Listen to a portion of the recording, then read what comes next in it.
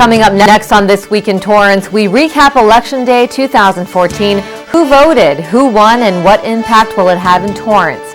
Plus, we hear from the family and supporters of a newly elected congressman, how he made it from Taipei to Torrance and now on to D.C. And the worldwide icon of One Torrance Company celebrates a birthday. Some simple facts about Hello Kitty you may not have known. Then El Camino College teaches South Bay residents how they can help California reach its water conservation goals. These stories and much more are just seconds away. Your local news starts right now.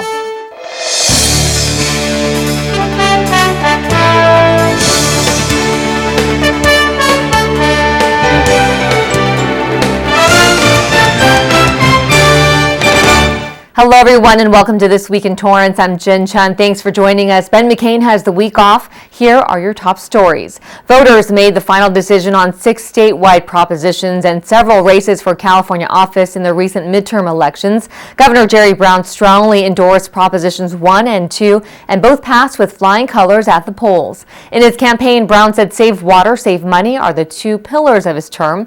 Proposition 1 will send $7.5 billion towards water infrastructure improvements in the state, supporting the governor's 20% water use reduction goal. Prop 2 will make changes to California's rainy day fund, outlining a plan for funds that will pay the state's debt. Both propositions were passed with more than 65% of the votes. For Torrance residents, Measures T and U will be pumping $200 million into local schools. In the 2008 election, construction bonds Y and Z paid for athletic facility and infrastructure upgrades in Torrance. This year, voters approved of the follow-ups to those bonds, green-lighting renovations across Torrance schools over the next 20 years.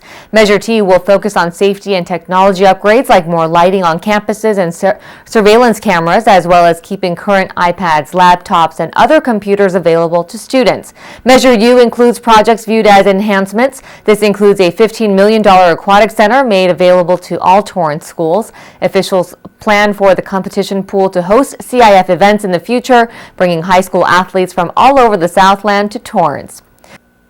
From Taiwan to Torrance, newly elected Congressman Ted Lieu's sights have been set on D.C. for years. Julie Chan has a story from his election night celebration. According to some family members, newly elected Congressman Ted Lieu always had aspirations of a political life. His college essay was how he dreamt of being a senator one day. Dr. John Lieu remembers his older brother's patience, among other qualities, growing up together. But he believes his brother's proudest accomplishment isn't on any professional resume. I know he's very family-oriented, so I think probably, his relationship with his wife, Betty, and, his two sons, Brett and Austin, are probably what he's most proud of. Congressman Lieu and his wife, Betty, began their marriage in Torrance and continue to raise their two sons in the city. When we first got married, or when we first got engaged, he did tell me that he does plan to run for Torrance City Council. I'm like, oh, that's great. I have an ambitious man. He's a great man. I'm marrying him for whatever he wants to do. But I really didn't think that he was going to win. While Betty Lieu is accomplished in her own right as an environmental commissioner for the past 10 years, former state attorney general, and regional leader for Asian Americans in the Bar Association, she continues to work part-time as a lawyer while raising their two young sons and supporting her husband's political career. I couldn't even believe we're here tonight after the last 10 months of grueling campaigning. A big win for the entire Lieu family. Former Congressman Henry Waxman, Congresswoman Janice Hahn, Torrance Mayor Pat Fury, and LA Mayor Eric Garcetti were out at the newly appointed congressman's campaign party. I've known Ted since before he was an elected official and before I was an elected official. And this is a guy whose heart is as pure as they come. He's a fellow veteran. We both served in the reserves together.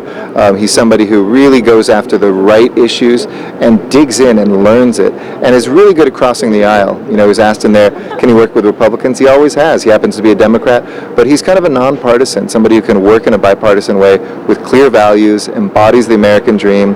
What better story is there? And I'm so proud he'll be representing this, one of the most important districts in the country. Congressman Lieu begins his term January 2015, representing the 33rd Congressional District, the second wealthiest in the country after New York City's Upper East Side. And while the congressman is headed to Washington, D.C., his wife is confident about one thing. It's such a gem. Like, the first year I was here, I realized, oh my God, this is such a wonderful place. The people are wonderful. Resources are wonderful. I mean, you're close enough to the freeway, to commercial areas, and great residential areas. I mean, really, Torrance is just the best. So I would never want to leave this place. What will be the first thing you do when you find out for sure that your husband has won and is the congressman? Oh, definitely a big, big kiss. I'm just kidding. Well, thanks so much for being with me. Reporting for Torrance City Cable, I'm Julie Chan. Thanks, Julie. The recent election makes Ted Lieu just the second U.S. congressman of Taiwanese descent. Meanwhile, on the other side of Torrance, Al Muratsuchi's election night had a different outcome. Muratsuchi lost his bid for the re-election to the 66th District Assembly seat, but according to those working with him, his impact on the South Bay won't go away. Laura Fong has that story. It was a bittersweet night for all those involved in Assemblyman Al Muratsuchi's re-election campaign. It's a good feeling because we worked hard, and I know that we did everything in my power. The candidates were neck and neck all night, with Republican David Hadley taking the race by fewer than 2,400 votes. But regardless of tonight's results, the volunteers, who are the backbone of the campaign, still believe in Muratsuchi. It's like being part of a movement, a good movement, a positive movement. Joan Sasada says she sees the many ways Muratsuchi has positively impacted this community, not just as a freshman assemblyman, but also as a prosecutor and Torrance School Board member. I know that he will continue his good works. He has promised so much, and he delivers. He's a man of his word. Assemblyman Muratsuchi says regardless of the results, he plans to continue serving the community in some capacity. You know, I mean, I served as a prosecutor. I may go back to being a prosecutor, but we'll see. I'm optimistic about what's going to happen today. Continue to serve the community either way. Yes, I will continue to serve the Torrance community. I've lived here in Torrance with my family, and I will continue to be an active Torrance citizen. One legacy Muratsuchi leaves behind is all the young voters he inspired, including 19-year-old Sebastian Coronel, who thinks it's wonderful that thanks to the assemblyman, young people are getting involved in politics. Well, I think it's really inspiring, honestly, because I always feel that, people my age are very indifferent about politics, and I feel like if we can get people my age, the millennial generation, to really start getting involved in politics, we can change things, for the better. Supporters both young and old packed the Red Car Brewery to show their support for Assemblyman Muratsuchi, all while the votes were still being tallied. While Muratsuchi held a narrow lead as officials began counting the votes, Hadley ultimately inched his way to victory.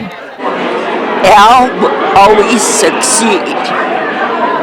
If he doesn't win this, he will succeed another time.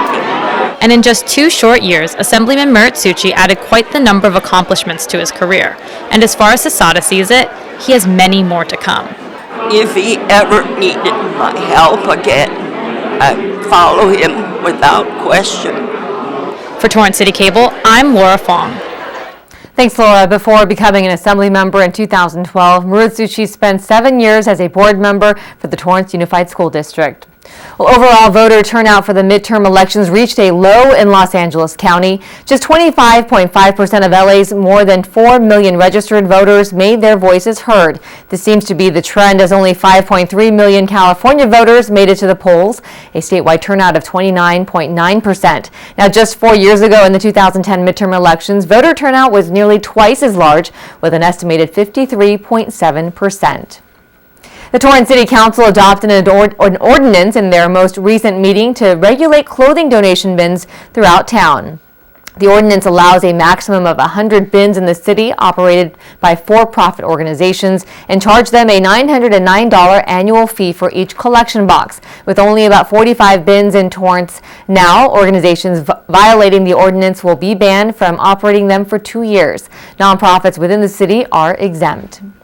Families living near one local elementary school are asking the city to review safety measures after 2 children were hit by a car while crossing the street just a few weeks ago. The council will ask the Public Safety Subcommittee to determine whether intersections by schools are safe. Parents of Altiria Elementary School students asked council members to do something quickly to improve traffic congestion at the start and end of school. Justin and Sophia Clift were crossing Newton Street at a 4-way stop just before 9 a.m. on October 21st when they were struck by a Chevrolet Sonic. The 5-year-old boy was critically injured while his 11-year-old sister sustained minor injuries. The driver said he did not see the 2 children in the crosswalk. The police investigation continues into the cause of the collision, but the driver was not arrested or charged with a crime.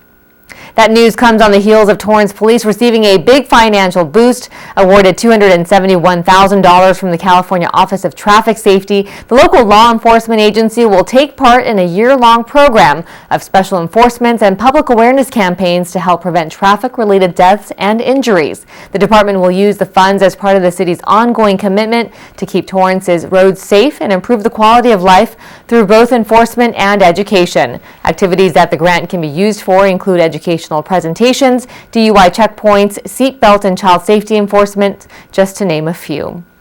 Speaking of safety, El Camino College recently held their 14th annual DUI Awareness Fair, inviting the students on campus to learn more about the harsh realities of driving under the influence.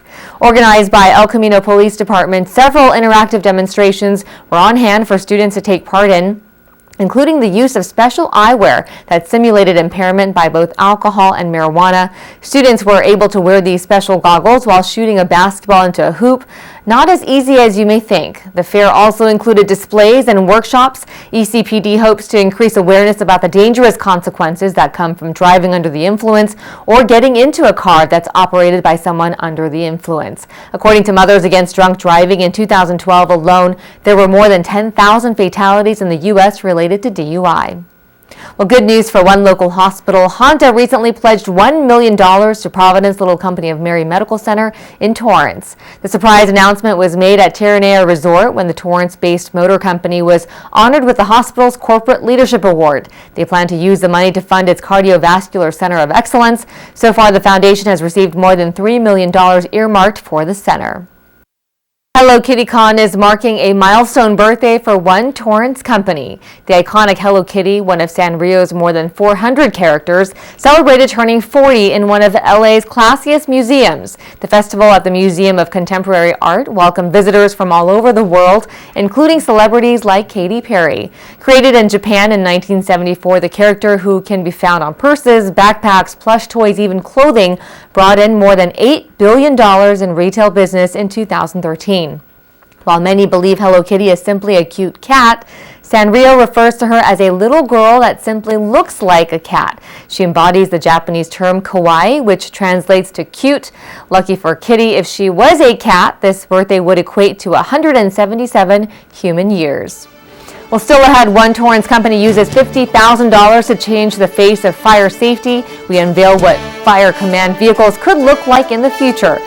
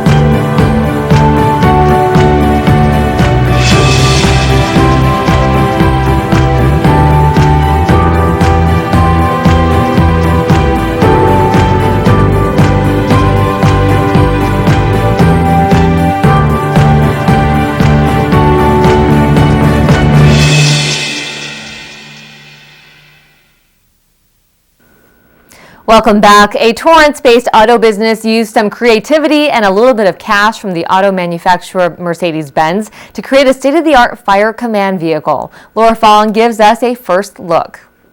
World Motorsports, a local auto business that specializes in high-end European vehicles, entered a national Mercedes-Benz competition to come up with the best design for a brand new mid-size Sprinter van. We wanted to do something out of left field, and this is what we came up with. Craig Paisley, the manager of World Motorsports, says they drafted several ideas before they finally submitted a design for a fire command van. And out of 1,400 submissions, World Motorsports was one of 4 finalists chosen. Each finalist was given a van and $50,000 to turn their design into a reality.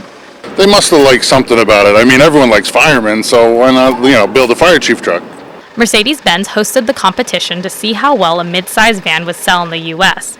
The luxury automaker already offers a full-size model, and they say American customers have shown a strong interest in a compact version. The command car has everything that a fire chief truck would have. So it has all the communications equipment. It's got a command box in the back of the vehicle where the fire chief can handle all his duties at the fire. Inside, it's got some additional things that they don't usually see in a fire chief vehicle, like special seating and breathing apparatuses installed. With World Motorsports based in Torrance and the company designing a new fire command vehicle, it only seemed natural to unveil the custom car at a local fire station where they could potentially purchase a vehicle like this in the future. Captain Steve Dool invited Paisley and his team to Fire Station 6, who got a first look at the new design before it hit the road. It looks really nice. I'm excited to see new ideas, new concepts, He's taken a lot of things that we have currently and put it into a newer vehicle and even brought in some more state-of-the-art equipment. If the command van is able to fire up SEMA attendees, the midsize vehicle could hit the U.S. market, and it will be in part thanks to Paisley and his team. This brand new Mercedes-Benz debuted at the 2014 SEMA show in Las Vegas and will be at trade shows for the next 18 months before it goes on sale to the public in 2016. Hopefully, if it's going to be a big hit, we're up against 3 other vehicles that are being built, but I think ours is definitely going to be the nicest one or the coolest one. We got lights and sirens and fire chief stuff all over it, so who won't like that? For Torrance CitiCABLE, I'm Laura Fong. Thanks, Laura. The winner of the national competition will be announced after the Las Vegas trade show. For 37 years, the Torrance Cultural Arts Commission has honored members of the community who contribute to the city's artistic culture. Juan Hernandez has this story from the Excellence in Arts Awards ceremony. Torrance's Excellence in Arts Awards is an impressive collection and showcase of the city's cultural focus, honoring artists, writers, musicians, and arts advocates for 37 years now has become as essential to the community's continued artistic growth as those that are recognized each year. This gives us the strength and the resolve to continue to bring excellent choral music to the city of Torrance because we feel that the community appreciates it. For Faith Goldman, what started out as a letter from a pen pal 59 years ago turned into preserving a piece of world history. Now she's recognized as this year's Literary Arts honoree. To have the council and the commission honor me was very beautiful, and I know my husband, who's up there, is beaming down and saying, "Good show." A passionate supporter of the art of simply writing with a pen, on May 14th, 1965, Faith received a letter from a man who had been raised in Shanghai, China in the 40s and 50s. For 8 months, she exchanged letters with Robert Goldman, sharing their life stories and pieces of history. Little did she know, those months learning about her soon-to-be husband's childhood would eventually become her passion project. Today, 20 years after Robert's passing, Faith uncovers the history of the post-World War II Jewish community of Shanghai, even visiting the house Robert was raised in as tribute to her late husband. I encourage all of you to write with a pen, so you know what a pen is. Your kids would know what a pen is. Paint with a brush. Sing or dance. It's free and fun and good for your soul. Of course, the Cultural Arts Commission doesn't only recognize the artists. For former Torrance Mayor Frank Scotto, years of supporting Torrance's arts community made he and wife Cindy more than deserving of this year's Katie Geisert Award for Outstanding Dedication to the Arts. I just want to encourage people to support the arts because I think that it's something great for not only themselves but for their children. And I think that all of us need to do that because arts need the help of the community to make it work. This year, as the Torrance Cultural Arts Foundation celebrates 20 years, Scotto joined with another former mayor, Dee Hardison, and lobbied local businesses to raise $130,000 for the foundation. Proof that support for the arts, as well as recognizing their place in the city's history, is essential to creating them. Thanks, Juan. In total, 8 honorees were recognized at this year's event. Well, Torrance's appreciation for the arts was also on display at the recent Adventures in Arts Gala, this time focusing on educating the community's youth. Laura Fong has the story. After 2 decades of unleashing the artistic talents of Torrance students, Adventures in Art is celebrating their 20th anniversary. When you think about the number of children that this program has touched over the years, it's just really great to see that art is alive in Torrance. Terry Kuwahara is one of the night's honorees and the founding program director of Adventures in Art. For the big celebration, AIA returned to the Torrance Art Museum where the program had their very first art show. And I think most of all, it's just so rewarding to see this program thriving after so many years. That little did we know when the program first started, it would stay in existence and grow. With the lack of art programs in schools for children K through 8, AIA made sure to fulfill that need by teaching kids how to make more than 200 different art projects over the years. Adventures in Art is an all-volunteer program that brings fine arts to students in the city of Torrance. And we have about 368 volunteers who learn art projects from presenting artists, and they bring the projects back into the schools to each and every one of the kids. Sue Berliner is the current AIA program director. She says the board picks the best projects for the kids from up to 100 different project submissions, and the board has picked a whopping 31 different art projects by one contributing artist, Mary Ann Coble, the second honoree of the night. During this period of adventure in the classroom, it just made me want to learn more and do more, and that's how it happened for me. As Coble's experience makes for the perfect example of how art can inspire so many people, Kuwahara also shares how AIA made a big impact on her family. It means so much. When I think about the projects, I think about my own children and how this program has enriched their lives and exposed them to art and artists. And while it appears this 20th anniversary exhibit only displays the artwork, the 2 decades worth of memories are also hanging on the walls. For Torrance CitiCABLE, I'm Laura Fong. Thanks, Laura. Members tell us it was a successful night of fundraising as 3 paintings by local artists were auctioned off with proceeds going to Adventures in Arts. Well, still ahead, El Camino College teaches South Bay residents about water conservation at their drought workshop. See that cute little dog in the pet store window?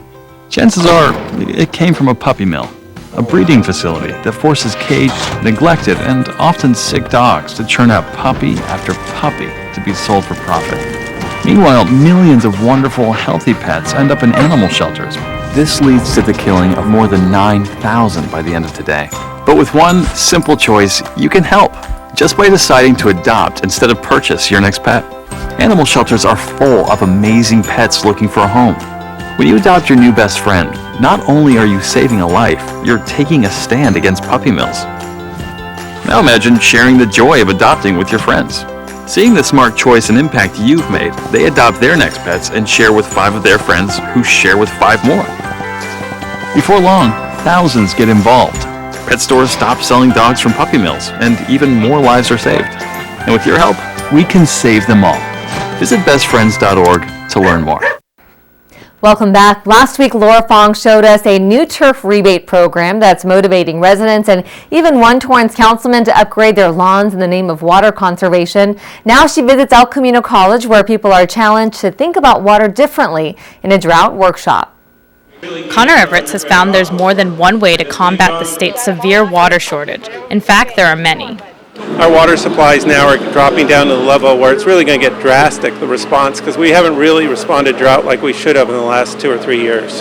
Everett, a facilitator for the Environmental Water Caucus, was one of the experts at the recent water conservation workshop hosted by El Camino's Horticultural and Environmental Club. A lot of people would think they use less than 100, but the average is about 130 gallons per day per person. Some areas it's much higher. One way to cut down on water use, according to Everett, is with drought-friendly landscaping. Today's workshop highlighted a new plant imported from Japan called Carapia. The Carapia requires very low water and low maintenance. So people who want the low maintenance on daily mowing turf grasses, or who don't want to pay for the big amount of water bill. The president of Carapia, Masataka Ode, says they've been doing research at UC Riverside and UC Davis, and results show the ground cover plant is staying green with little to no water compared to its turf competition. Carapia was keeping these solid green colors throughout the period. This shows that graphite has drought resistance. But what does that mean for water savings? Compared to tall fescue turf grasses, graphite saves about 70% of water. So they require about 50 inches per year, but graphite requires averagely 13 inches per year. So what a great saving of water. Another alternative to traditional turf lawns is an artificial version. Our grass is you put it in and you never have to water again, so people are saving, up to $300 a month. While the Water Conservation Workshop highlighted different ways to save water and money outdoors, Everett says water can be saved all over. I'm sure if you went through and their toilets and everything else, their water usage on site would be a good opportunity to make that change. And while there were only a handful of students at the workshop, Everett hopes to inspire the next generation to re-envision how water is used. My colleague called us old water guys. It's hopefully to bring up a new generation of people who are interested in these issues and will get involved because we need some new thinking in water. For Torrance City Cable, I'm Laura Fong. Thanks, Laura. For anybody interested in the turf alternative to their lawn, there's a turf rebate program offering $2 per square foot of grass replaced with artificial turf. Visit SoCalWatersmart.com for more information. Now we hope you have a pen and paper handy. Here's a few noteworthy events to tell you about. On Tuesday, November 18th from 10 a.m. until noon, the Torrance Police Department will host a Seniors Don't Get Scammed workshop as we get near the holidays. Seniors, caregivers, family, and friends are invited to learn about the latest scams trending. This takes place at the Katie Geiser Civic Center Library's Community Meeting Room. For more information, call TPD's Community Affairs Division at 310-618-5735. Also on Tuesday, November 18th, Rotary clubs from around the South Bay will come together for the 6th annual UCLA-USC Tailgate Luncheon. Both teams' mascots will be on hand to celebrate the crosstown rivalry, along with speakers Terry Donahue and John Robinson. Proceeds from the event benefit Torrance and Redondo schools. Then on Saturday, November 22nd, the Trojans and Bruins kick off, possibly with a Pac-12 South Championship on the line. Speaking of sports, let's check in with Juan Hernandez in the Sports Desk studio for an update in Torrance's local sports scene.